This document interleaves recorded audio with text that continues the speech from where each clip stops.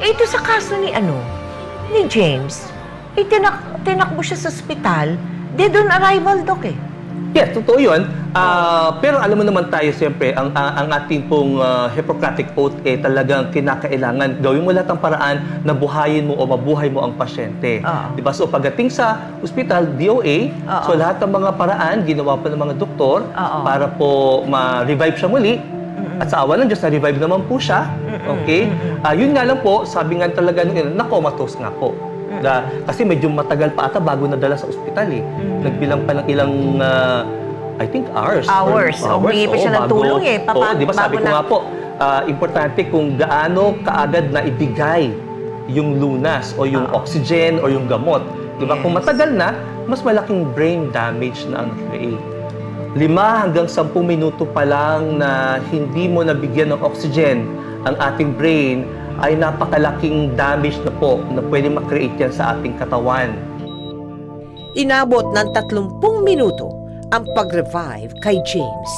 Pero dahil nawala ng oxygen sa kanyang utak, naging comatose si James at tinaningan na.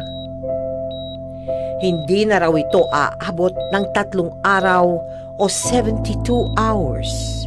Samantala, wala pa rin kamalay-malay si Duday sa sinapit ng kanyang Daddy Didoy. Umaga, Duday. Magluluto na po ba kayo ng pansit para kay Daddy? Oo, Duday. Pinaparedy na ng Tita Ami mo. Para pagbalik nila, nakahanda na siya at lulutuin niya na. Kahit ano raw kasi mangyari, itutuloy natin ang handa niya.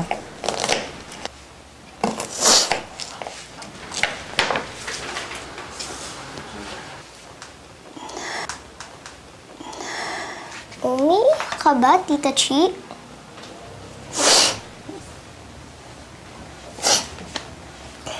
Pasensya ka na, Duday, ha? Nalulungkot lang kasi ako, eh. Kasi, para sa daddy mo, di ko lang talaga mapigilan. Huwag na po kayong malungkot. Di ba po, sabi niyo, gagaling agad si Daddy? Tsaka birthday niya ngayon, dapat maging masaya tayong lahat. Tama ka. Dapat masaya lang tayo. Magse-celebrate tayo kahit wala siya ngayon. Huwag na po kayong iiyak, ha? Ay, tawagan na lang po natin si Daddy. Kamustahin natin siya. Sige.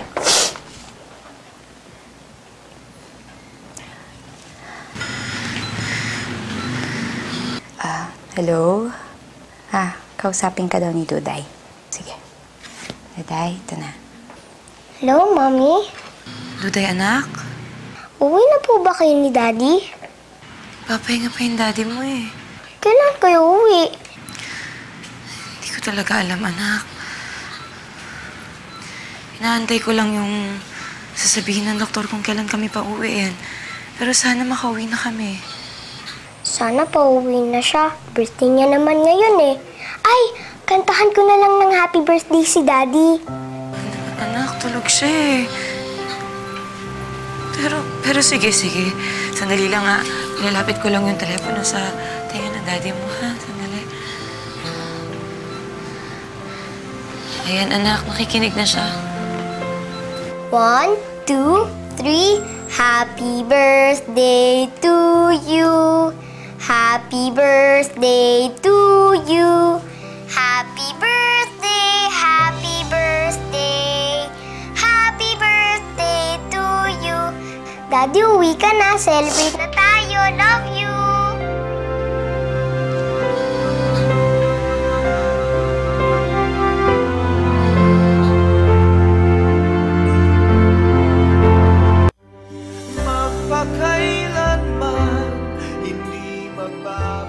Bagamat hindi nagkatotoo ang ibinigay na taning ng doktor, nanatiling comatose si James hanggang sa abuti na ito ng Pasko sa ganitong kondisyon.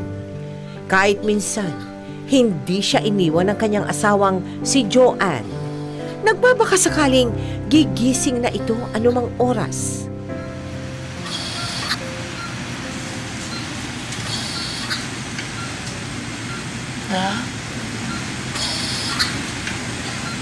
I miss you. Miss na kita.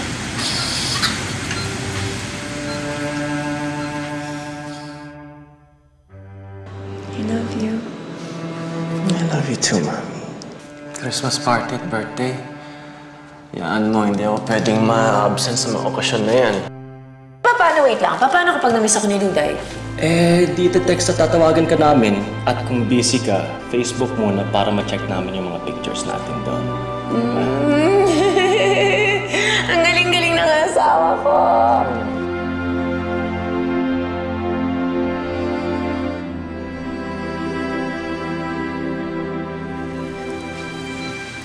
Tinaparo mo yung pangako mo na. Sa'yo lang ako umugot ng lakas nun eh. Salamat ka. Okay, congratulations ulit, anak. Salamat, Ma. Ituloy-tuloy mo na yung pangarap mong maging nurse, ha? Opo. Ngayon pa, na mas may inspirasyon ako maging mas masipag. Siyempre. Basta anak, nandito lang kami ng mama mo para suportahan ang pag-aaral mo. At siyempre, ang pamilya mo. Pagtutulong-tulungan natin yan. Salamat pa. Hayaan nyo, hindi lang ako magiging nurse. Ako rin ang magiging pinakamabait na daddy at asawa sa buong mundo kasi gagayahin ko kayo. Yun! Susunod ako sa yapak. Baby, graduate na si daddy, kaya kapit ka lang dyan. Magiging nurse ang daddy at aalagaan niyo kayo pareho ni Mami. Promise yan, ah. Oo naman. Dito lang ako lagi para sa'yo. Para alagaan ka kapag may sakit ka. Para patawanin ka kapag malungkot ka. Dito lang ako para sa'yo. Pangako yan. Mahal na mahal ka niya, Joey.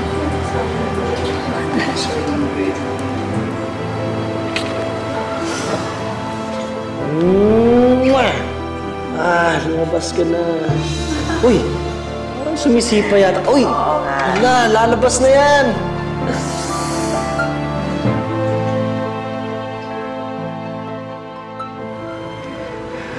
Naalala mo yun, Da?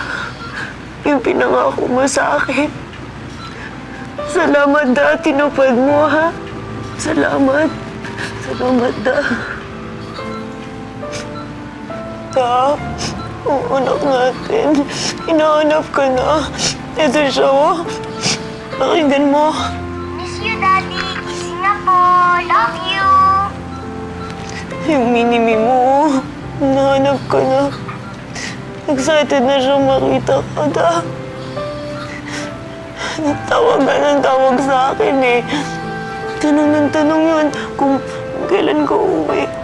Miss na miss ka na raw niya. Da, ang dami mo pang gagawin. Ang dami pa natin gagawin. Magdu-duty ka pa sa ospital. Pati mga katrabaho mo, miss na miss ka na. Ang totoo niyan, Da. Miss na kita eh. Miss na kita. Sa mga oras na to, magpapasko na kasi dahil dapat nabubukas na tayo ng regalo. Natawanan tayo. Kumakain. Miss ka na namin ni Duday.